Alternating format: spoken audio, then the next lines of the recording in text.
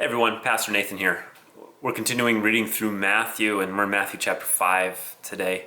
Matthew 5 has a lot going on, from shining lights that God's people are supposed to be, to loving our enemies and praying for those who persecute us, to a really strict interpretation, or Jesus raises the bar, if you will, in terms of what it means to keep some of the 10 Commandments in chapter 5.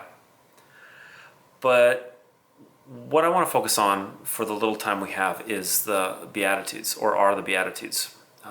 Jesus opens with the word that's usually translated blessed. The Greek is makarios. And makarios, I like to translate not blessed, but rather the good life. And Jesus then goes on and says this. He says, the good life is being poor in spirit. The good life is hungering and thirsting for righteousness. The good life is meekness. The good life is peacemaking. The good life is being persecuted. And what we start to see is how the kingdom in Matthew chapter 5, the kingdom is the opposite of what the world says makes up the good life.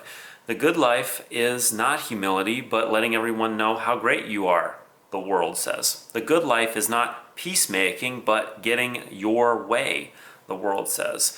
The world says the good life isn't found in hunger and thirst. It's found in being satisfied and being full and being content with the stuff that you have amassed around yourself. You know, the toys you've built up, the things that you have.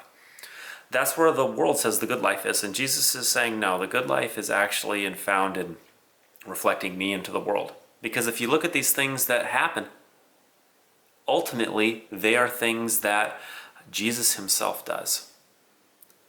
And Jesus himself experiences. So, hope that's helpful for you as you're reading through Matthew 5. Talk soon.